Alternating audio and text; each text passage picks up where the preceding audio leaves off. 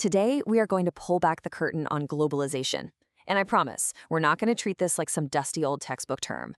We're going to look at it as this powerful, kind of invisible network that connects your life to pretty much everything, everywhere, from assembly lines to boardrooms to farms all across the planet. So, to really get our heads around this giant global puzzle, let's start with something you probably have right in your pocket or sitting on your desk: an Apple product. It is, I think, the perfect way to understand our incredibly interconnected world. Okay, so our whole journey into the global economy, it starts right here, on a factory floor in China. Just try to picture this. Hundreds, thousands of tiny, tiny components, sourced from every corner of the globe, all flowing into this one place to be meticulously put together into the device that you hold in your hand. It's kind of mind-blowing. So if I asked you where your phone comes from and you said China, well, you're not wrong, but you're only seeing one little piece of the puzzle. The real story is so much more complex, and honestly, it's way more fascinating. Your phone isn't from just one country. It's the product of a truly global team. You know, Apple's own manufacturing story basically tells the story of globalization itself. It started back in 1983 with Steve Jobs proudly boasting that the Macintosh was a machine that was made in America. Fast forward to 2007 when the iPhone came out, and the game had totally changed. 90% of its parts were made abroad. And now we're seeing the next chapter unfold as Apple starts to spread out to new places like India and Vietnam. So why China? Your first thought might be, oh, cheap labor. But actually, that wasn't the main reason. The real driver was something Apple insiders called the manufacturing ecosystem. I mean, think about this. They needed to hire 8,700 industrial engineers, and they did it in 15 days. They had this incredibly dense network of suppliers literally blocks away. It was a combination of speed, talent, and flexibility that you just couldn't find anywhere else on Earth.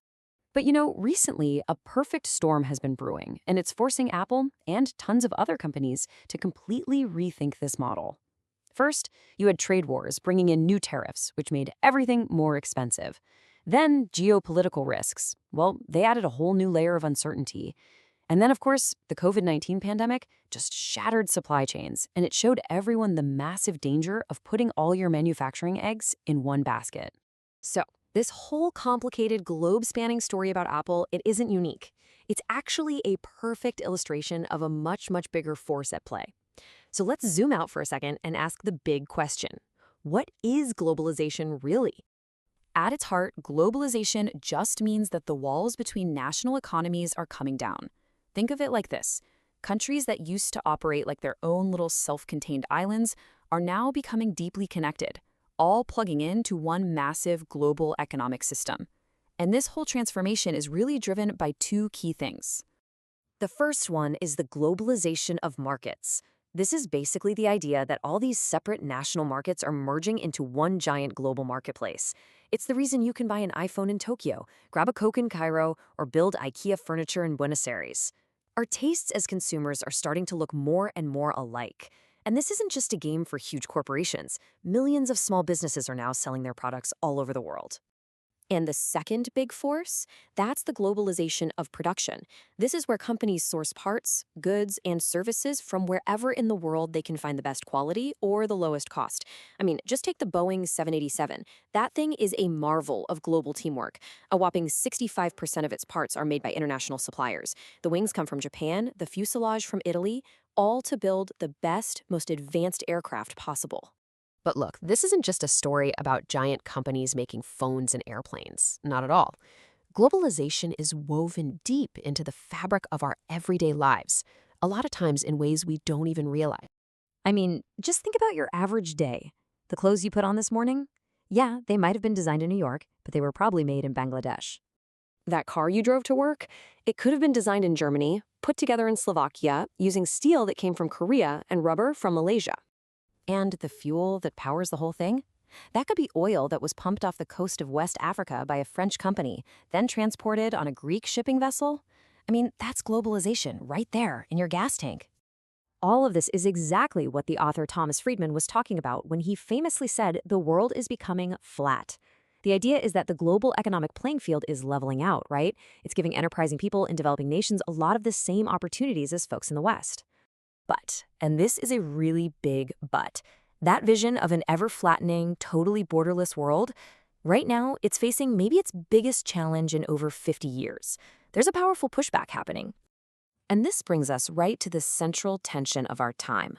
On one side, you have this long-held belief that open markets and global trade make everyone better off. But on the other side, there's this powerful comeback of nationalism.